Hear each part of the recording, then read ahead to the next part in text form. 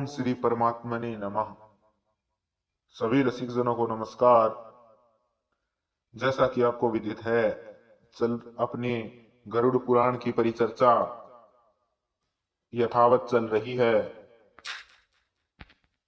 आज हम इसी क्रम में षष्ठम अध्याय के रूप में ध्रुव वंश तथा दक्ष प्रजापति की 60 कन्याओं की संततियों का वर्णन सुनेंगे। इसी के साथ बिना किसी विलंब के करते हैं प्रारंभ। श्री हरि बतलाते हैं रुद्र से कि उत्तानपाद की सुरुचि नामक पत्नी से उत्तम और सुनीति नाम वाली भार्या से ध्रुव नामक पुत्र उत्पन्न हुआ। उनमें ध्रुव ने देवर्षि नारद की कृपा से प्राप्त उपदेश के द्वारा देवादिदेव भगवान जनार्दन की आराधना करके श्रेष्ठ स्थान प्राप्त किया। ध्रुव के महाबलशाली एवं पराक्रमशील श्लिष्ट नाम का पुत्र हुआ। उससे प्राचीन बरही नामक पुत्र की उत्पत्ति हुई, यानी ध्रुव का पौत्र था प्राचीन बरही। उससे उदारधी नामक पुत्र ने जन्म लिया। उसके दिवंजय नामक पुत्र हुआ और उसका पुत्र हुआ रिपु। रिपु से चक्षुष नामक पुत्र ने जन्म लिया। उसी ने चक्षुष मनु की ख्याति प्राप्त की थी, यानी उसी चक्षुष नामक पुत्र के नाम पर चक्षुष मनवंतर रखा गया नाम। उस चक्षुष मनु से रुरु उत्पन्न हुआ। उसके बाद उसी के भी ऐश्वर्य संपन्न अंग नाम वाला एक पुत्र हुआ। उस पुत्र से वेण ने जन्म लिया, जो नास्तिक एवं धर्मच्युत था। मुनियों के द्वारा किए गए कुशाघात से उस अधर्मी वेण की मृत्यु हुई। उसके बाद पुत्र प्राप्त करने के लिए तपस्वियों ने उसके उरु भाग का मंथन किया, जिससे एक पुत्र हुआ जो अत्यंत छोटा और कृष्ण वर्ण का था। मुनियों ने उसे कहा, तुम निषीद अर्थात तुम बैठो। इसी शब्द के कथन से उसको निषाद नाम की प्रसिद्धि प्राप्त हुई और वह विंध्याचल में निवास करने के लिए चला गया। उसके बाद उन मुनियों ने पुनः उस वेन के दाहिने हाथ का मंथन किया। उस मंथन कर्म से वेन को विष्णु का मानस रूप धारण करने वाला पृथु नाम का पुत्र हुआ। उस पृथु ने प्रजा की जीवन रक्षा के लिए पृथ्वी का दोहन किया। उस पृथ्वीराज का अंतर्धान नाम का पुत्र था। उससे हाविरधान नाम के पुत्र की उत्पत्ति हुई। उस हाविरधान का पुत्र प्राचीन बरही हुआ, जो पृथ्वी का एक छत्र सम्राट था। उसने लवण समुद्र की पुत्री सामुद्री के साथ विवाह किया। उस प्राचीन बरही से समुद्री ने 10 पुत्रों को जन्म दिया। ये सभी प्राचेतस नाम वाले धनुर्वेद में निष्णात हुए। धर्म आचरण में निरत रहते हुए इन लोगों ने 10,000 वर्षों तक जल में निमग्न होकर अत्यंत कठिन तपस्या की और तपस्या के प्रभाव से प्रजापति का प्राप्त करने वाले उन तपस्वियों का विवाह मारिसा नामक कन्या से हुआ। शिव के शाप से ग्रस्त दक्ष ने इसी मारिसा के गर्भ से पुनः जन्म ग्रहण किया। दक्ष ने सबसे पहले 4 प्रकार की मानस प्रजाओं की सृष्टि की, किंतु महादेव के शाप से उन मानस संतानों की अभिवृद्धि नहीं हो पाई। अतः उन प्रजापति ने स्त्री पुरुष के संयोग से होने वाली मैथुनी सृष्टि की इच्छा की। इसके बाद दक्ष ने प्रजापति वीरण की पुत्री असिकनी के साथ विवाह किया। इस असिकनी के गर्भ से उन दक्ष के 1000 पुत्र हुए। नारद के उपदेश से वे सभी पृथ्वी की अंतिम सीमा को जानने के लिए निकल पड़े, किंतु पुनः वापस नहीं आए। हे महादेव, इस प्रकार उन 1000 पुत्रों के नष्ट हो जाने पर दक्ष ने पुनः 1000 पुत्रों को जन्म दिया। वे सभी सबलाश्व नाम से प्रसिद्ध हुए। उन लोगों ने भी अपने बड़े भाइयों के मार्ग का ही अनुसरण किया। पुत्रों के ऐसे विनाश को देखकर दक्ष ने नारद को श्राप दिया कि तुम्हें भी पृथ्वी पर जन्म लेना होगा। अतः नारद कश्यप मुनि के पुत्र के रूप में उत्पन्न हुए। इसके बाद दक्ष प्रजापति ने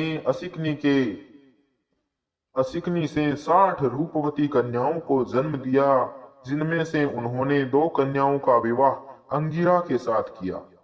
उसके 2 कन्याएं कृशाश्व, 10 कन्याएं धर्म, 14 कन्याएं कश्यप तथा 28 कन्याएं चंद्रमा को दी गईं। हे महादेव, इसके पश्चात दक्ष ने मनोरमा, भानुमति, विशाला तथा बहुधा नामक 4 कन्याओं का विवाह अरिष्टनेमि के साथ किया। दक्ष प्रजापति ने कृशाश्व को सुप्रजा और जया नामक कन्याओं को प्रदान किया। अरुंधति, वसु, यामी, लंबा, भानुमति, मरुत्वती, संकल्पा, मुहूर्ता, सांध्या तथा विश्वा, ये धर्म की 10 पत्नियां कही गई हैं। अब मैं कश्यप की पत्नियों के नामों को भी कहता हूं। उनके नाम हैं अदिति, दिति, दनु, काला, अनायु, सिंगिका, मुनि, कद्रु, सांध्या, इरा, क्रोधा, विनता, सूरभि और खगा। हे रुद्र, धर्म की पत्नी विश्वा से विश्वदेव और सांध्या के सांध्य गणों की उत्पत्ति हुई। मरुत्वती से मरुत्वान तथा वसु से वसु गणों का आविर्भाव हुआ। हे शंकर, भानु से 12 भानु और मुहूर्ता से मुहूर्त गणों की उत्पत्ति हुई। लंबा से घोष तथा यामी से नाग विधि का जन्म हुआ और संकल्पा से सर्वात्मक संकल्प का प्रादुर्भाव हुआ।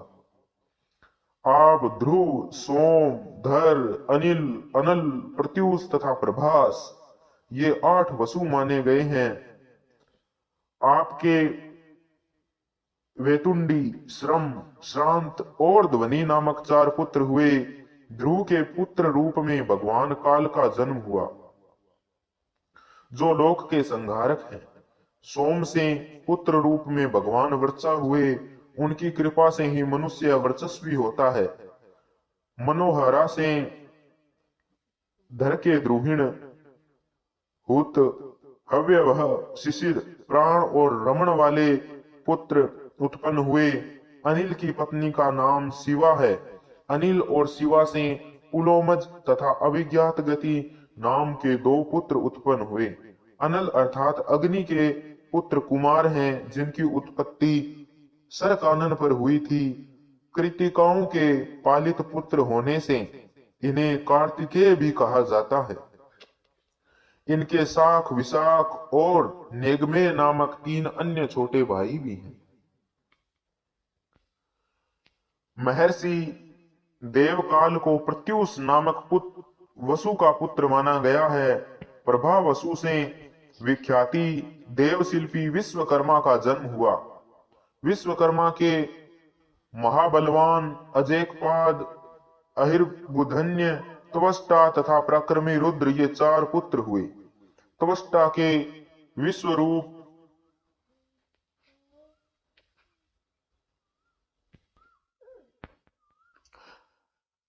के विश्वरूप नामक एक महातपस्वी पुत्र हुआ। हर, बहुरूप, त्र्यंबक, अपराजित, वृषाकपि, शंभु, कपर्दी, रेवत, मृगव्याध, सर्व और कपाली, ये 11 रुद्र कहे गए हैं। ये तीनों लोकों के स्वामी हैं। कश्यप की पत्नी अदिति से 12 सूर्यों की उत्पत्ति हुई।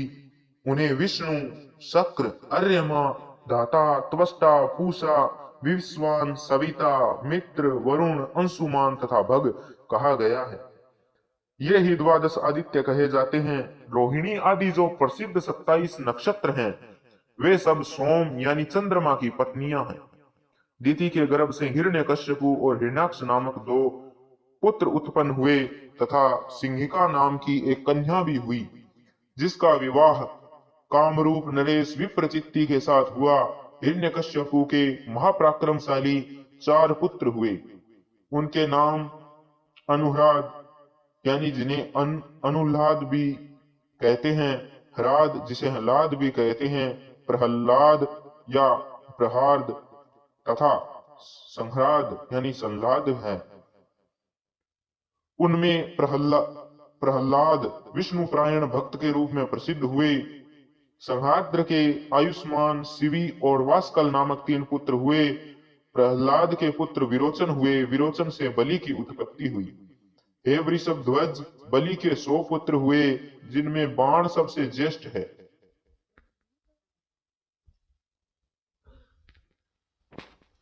हिरण्याक्ष के सभी पुत्र बलवान थे। उनके नाम उत्कुर, शकुनी, भूत संतापन, महानाभ, महाबाहु तथा कालनाभ है। धनु के द्विमूर्धा शंकर, अयोमुख, शंकुशिरा, कपिल, संबर, एक चक्र, महाबाहु, तारक, महाबल, स्वरभानु, वृषभ, पर्वा, पुलोमा, महासुर और पराक्रमी विप्रचित्ति नामक पुत्र व्याख्यात हुए। स्वरभानु की कन्या सुप्रभा तथा वृषभ पर्वा की पुत्री शर्मिष्ठा थी। इसी के अतिरिक्त उसे उपदानवी और हयशिरा नाम की 2 अन्य श्रेष्ठ कन्याएं हुई। वैश्वानर की 2 पुत्रियां थी। उनका नाम पुलोमा तथा कालका था।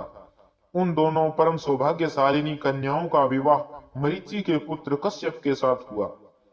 उन दोनों से 60,000 श्रेष्ठ दानव उत्पन्न हुए।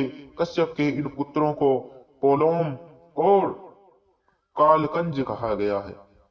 विप्रचित्ति के पुत्रों का जन्म सिंगिका से हुआ।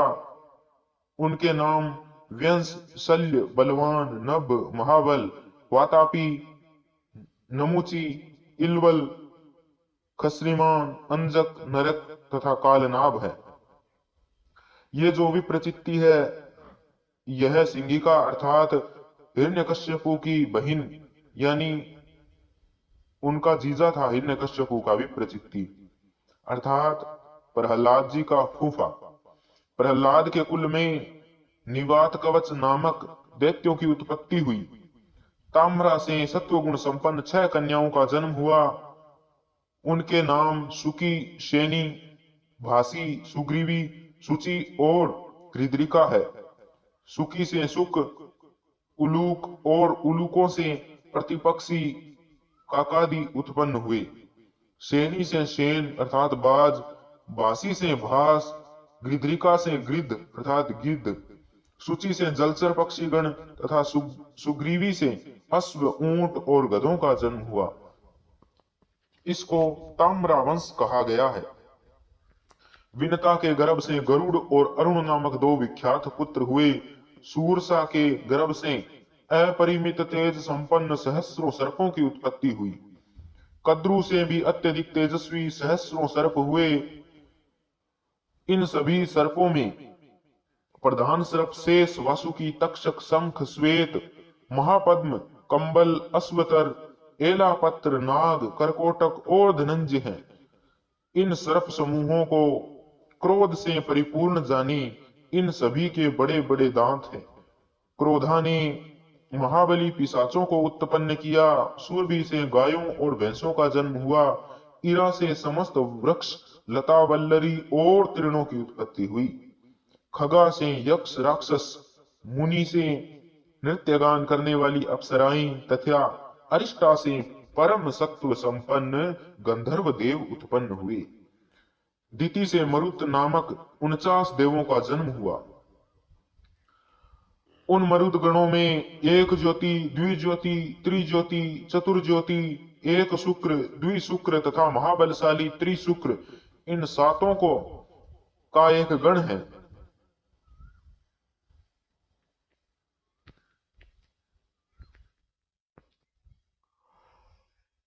इन 7 का एक गण है। इद्रिक, सद्रिक, अन्याद्रिक, प्रतिसद्रिक, मित, समित, सुमित नाम वाले मरुतों का परम शक्ति संपन्न दूसरा गण है। ऋतजित, सत्यजित, सुषेण, सेनजित, अतिमित्र, अमित्र तथा दूरमित्र नामक मरुतों का तीसरा अजय गण है। ऋत, ऋतधर्म, विहर्ता, वरुण, ध्रुव, विधारण और दुर्मेधा नाम वाले मरुतों का चौथा गण है। इद्रिस, सदृश, एताद्रिक्स, मितासन, एतेन, प्रसदृश और सूरत नाम की महातपस्वी मरुतों का पांचवा गण है। हेतुमान, प्रसव, सुरभ, नादिरुग्र, ध्वनिर्भास, विक्षिप्त तथा सह नाम वाला मरुतों का छठा गण है। द्युति, वसु, अनादृश्य, लाभ, काम, जयी, विराट तथा उद्वेषण नाम का सातवां वायुगण अर्थात स्कंद जिन्हें कहते हैं, तो सातवां वायुगण है। ये सभी 49 मरुदगण भगवान विष्णु के ही रूप हैं। राजा, दानव, देव, सूर्यादि ग्रह तथा मनु आदि इन्हीं श्री हरि का पूजन करते हैं। तो इसी के साथ आज हमारा जो छठा अध्याय है इसको यहीं पे देंगे विराम। देखिए इन अध्यायों में क्योंकि हम डिटेल से यानी पूर्ण विस्तार से इनका अध्ययन कर रहे हैं, इसलिए हो सकता है आपको सरल रूप से इसमें किसी प्रकार का कोई इंटरेस्ट न हो, क्योंकि इसमें सभी के आगे वंशों का वर्णन है और वंशों के वर्णन में तो केवल नाम ही नाम होते हैं, उन्हीं का जो उच्चारण होता रहता है। इस कारण हो सकता है ये हमें थोड़ा बोरिंग लगे, लेकिन है तो उन भगवान श्री हरि के पवित्र पुराणों और उनके पवित्र वाणी का ही अंश, इसलिए हम इन्हें विस्तार से इनका अध्ययन चलते चलते कर रहे हैं। तो इसी के साथ इसको अध्याय को यहीं पे देते हैं विराम। अगले अध्याय में हम देव पूजा विधान, विष्णु पूजोपयोगी, वज्रनाभ मंडल, विष्णु दीक्षा तथा लक्ष्मी पूजा की चर्चा करेंगे। इसी आशा और उम्मीद के साथ कि आप अपना प्रेम हमारे साथ प्रकट करेंगे और ज्यादा से ज्यादा हमसे जुड़ेंगे और हमारे इन पवित्र प्रयासों को आगे से आगे साझा करेंगे और इसमें हमारा योगदान भी देंगे। मैं लेता हूं आपसे विदा। हरि ओम तत्सत।